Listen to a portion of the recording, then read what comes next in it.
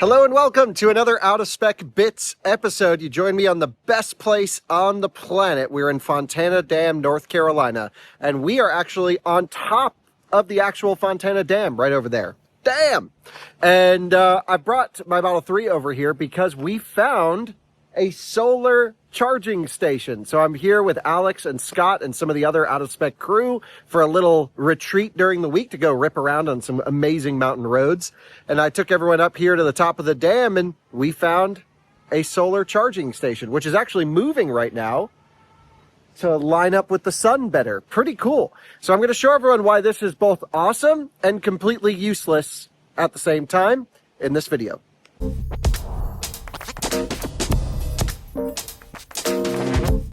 So we actually found this charging station earlier today when we came up here in Alex's 482,000 mile Model S. Indeed, yeah. And we thought, let's plug in. And so I think we should roll those tapes first. Yeah. Just our initial impressions looking at it. We actually did some research and we figured out what's been going on with these and why it's kind of, I think at least, a waste of money. So let's talk about that. Also, nice F-Type R. That thing is beautiful. Let's see if we can get this thing plugged in and charging. This is super cool. Have you ever charged on one of these before? I haven't, no. I don't know if I've ever been, well, maybe I've been up close with one, but I certainly haven't charged on one before. And you lived in San Diego for a while. Yeah. Yeah. There we are, plugged in, and we are charging. We are charging. I wish it told us the capacity of the battery pack in here. I think when I looked on PlugShare, it says something about an estimated number of miles that this thing can provide. Okay, so it does have a little light that tells you if the batteries are low. Right, batteries low when light is on. How cool is that? And we're getting, a whopping 9 amps. That doesn't seem right. That does not seem right. Maybe 2 kilowatts? No, there's no way. Why would they even put it here? It would be the least useful charger. Watts are watts. We'll try the other side. It's wind rated to 120 miles an hour. That's something. Oh, it's moving. It's moving. Whoa, it follows the sun. Yes. Let's see. Okay, this side also 9 amps. Also 9 amps. That's something. I wonder if it'll open up after a minute. Nope. Like, I wonder if it'll go like 9, 18. And, I guess and the cloud comes in. 12 hours. 13 hours to full almost from 70. That's really not particularly useful at all.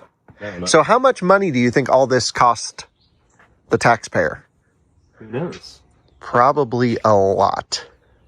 And how much benefit is it giving? So these should do 32. 32 amp? They're NLX JuiceBox Pro. Which NLX went out of business in the US. Right, yeah. So I wonder if maybe that has something to do with... Yeah, they were kind of taken offline, but I doubt this was a connected station. No, I doubt it, because there's not really... I mean, there's the dam here, but I doubt that they have these hooked up to... I mean, it's pretty cool, but it is of zero benefit to anyone. Because it's not like there's lodging or a restaurant around here. So you're coming here to go to the museum for 10 minutes. 9 amps isn't... 9 amps isn't really going to do much. 14 hours, 50 minutes remaining, Alex. Yeah, it's too bad that they don't have a little bit faster charging rate on that. Yeah, I agree. That's a real... It's better than nothing, but it's also like... It feels like a configuration problem. Yeah, I wonder if there's some sort of a setup issue. The only thing this would be useful for would be my CEO2 BMW motorcycle. I'm curious if we look at PlugShare to see if anybody's checked in. Is there signal? I do have 1 bar. We'll see if I can actually connect to the app here. An error occurred. Oh, no. Maybe not. Nope. Oh, anyway. Oh, okay. Well, I saw it on here at some point, but... Very cool, though. So I guess my Model 3 doesn't have a J1772 adapter in here. We came back, this is a few hours later. But yeah. Alex, that wouldn't even be useful. Right. It doesn't do that much, since we're limited to 9 amps. Which is just completely useless. So let's talk about why, and then we need to talk about the cost of this. because this is just corporate spending, government spending at an obscene amount. First of all, Beam Energy is from San Diego. I don't know if they're still in business. I think they are. And I remember I had some chats with their original founder, and I was like, drop one off at the office. This was back before I even had this car.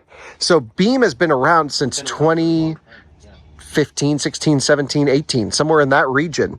And North Carolina actually has quite a few Beam chargers. There's some in Greensboro. Oh, really?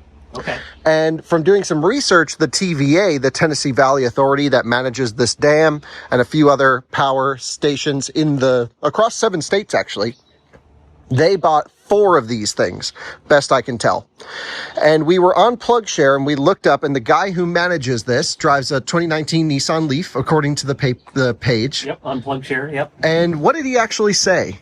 So apparently this particular unit is in a cellular dead zone, so it doesn't have any cellular communication, and apparently it just defaults to 9 amps if it can't communicate, which seems dumb. I don't understand how that would even make any sense. Of course, even if these could connect, these are the actual EVSEs they have on here are the NLX JuiceBoxes, so they wouldn't be able to do anything anyways. Yeah, they're went out of business. Totally unsupported because NLX pulled out of our market, which meant all the back-end support for these chargers just vanished. Yeah, anything for the JuiceBox, all the support vanished for that. And I'm pretty sure there were some third-party companies that were trying to take over, manage the networks. There are some options now to do some third-party support for them.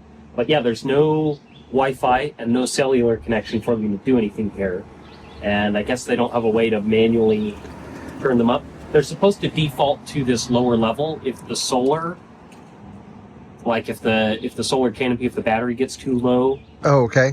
9 amps is supposed to be like what the solar can just output on its own without the battery back. It makes sense because this is just over a 4 kilowatt solar array. Right. So if they both do 9 amps, that would be right around 4 kilowatts. That'd be 4 kilowatts. So, so it's completely, so in 2023, the TVA installed this. Yes, and that last update where he was talking about that was in 2023. Yes. And that they were going to try and come up with a solution to get this connected, and apparently they just haven't. Abandoned it. It's been 3 years and they haven't done anything. So. Right, so 3 years, which means there's now a 2 kilowatt charging station at the top of a dam where not many people come. Yeah. I mean, maybe more people would come here. It's still a better location for like a 50 kilowatt station. Right. And the whole idea was to install this so that you don't have to put in actual infrastructure. Right. But there's they have to trench up the parking lot, and because it's federal land, it would be, environmental study, whatever. So this they could just plop in. But it is still funny. A hydropower dam. They literally have power here. Yes, it's a 303 megawatt dam. Meanwhile, 4 kilowatts. It just seems so stupid. Like, why don't you just plug into that thing? I mean, obviously, there's a lot of step-down conversion that would need to happen. Obviously not quite that simple, but yeah, it just seems... it seems really stupid. It's a cool idea, though. So let's talk about the money of this. These things start at about 60 grand. Okay. So TVA bought 4 of them. We don't know if they got a deal or what. It was not used with NEVI funds. This was TVA. Some other grant. It was some other $2 million grant to fill in charging gaps across their region. Right. And so they bought some of these, but I'm not really sure how 2 kilowatts of charging power fills in a gap. And if they knew it wasn't going to work here, because no one's going to charge 2 kilowatts and be okay with it for long distance travel. If they knew it wasn't going to work here, why didn't they put this in a more useful location? Yeah. There we go. Chopping the cam, baby. Little C6 lifestyle. So the whole thing seems dumb. It's like a $60,000 charging station that outputs 2 kilowatts times 2. Yeah. And a big battery backup in here. This, I think, is probably about 48 kilowatt hours of capacity up here in this thing.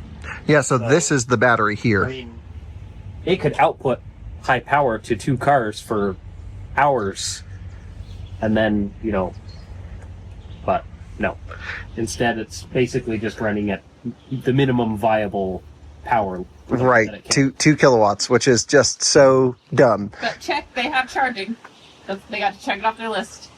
and just burned cash. Yep. That's what happens with this grant money stuff. You know, you got $2 million to spend, no problem. Let's just buy $60,000 charging stations that serve no one any good. And the thing is, they knew it served no one any good because they commented on PlugShare. We're like, hey, the only way we can monitor this station is through PlugShare. So check in when you use it because there's no connectivity. And they were also like, yeah, because it has no connectivity, it can't output much. So like, red flag, how about you either spend $5,000 and put connectivity in at the most, or just a little bit more and actually make it useful. Yeah. So that's the Beam solar charger operated by the TVA in a very stupid and silly situation. It's such a cool idea and cool concept. Needs to be implemented better. I mean, it's literally held in place by gravity. It's not drilled in. It takes up one parking space. It's not drilled in because... When it said that it's wind rated up to 120 miles an hour, I bet it gets hella windy right here. Yeah. So all that holds it down is just this big It's just steel this plate. Oh, And so that helps with any sort of permitting. Zero permitting required. They literally Right, you just stick swap it in a it. parking spot. Okay. That's it. But made in America. Yeah, in California, I believe. So it's flood proof. It's got tons of benefits. But what they really need to do is to make a cheaper version. Of course, $60,000 is a lot of money for this. Yeah. Just get some used EV9 packs. Watch out of Spec Renew's latest video. What was that? $1,300 for 100 kilowatt hour? It was about $1,300 plus shipping. So with shipping and everything included, it was about $1,600 delivered. For 100 kilowatt hours. 100 kilowatt hours. So you get like 10 of those, right? Huge capacity. And then you could get some cheapy 50 kilowatt charging stations. Yep. And build this yourself. Indeed. So that's what we should do, I think. We should just do our own hack together DC charging network. And we could definitely get it above 2 kilowatts, Alex. Yes. I think that's a given. So there you have it. The TVA and this light will come on when the battery is low, which will never happen because no one's patient enough to wait here to drain the battery. Also, Is it even possible overnight, if you had two cars plugged in at 2 kilowatts each? I mean, we could test that here. yes, you would drain It would be possible to drain it, I guess. It would take a long time. See, that would be an interesting video for testing, Yeah. but it wouldn't actually serve anyone any good. But it would be fun. But it'd be funny. It would only just barely be able to drain it overnight. Yeah, just as the sun's coming up. Yeah. You'd be like just at the point where it's getting to dead. Interesting. We should park like a Tesla semi here and see how long it takes with the solar for it to charge. How many months? It takes forever. So there you guys have it. We're going to go back to ripping, but there you go. That's the Beam charging station at Fontana Dam, North Carolina. If you're at the TVA, oh, it's moving again. It moves a lot. Every 10 minutes, maybe. Yeah. When we came here this morning, it was actually facing the other way. Very cool. Yeah, so if you're with the TVA, come here and fix your shit. Because this sucks.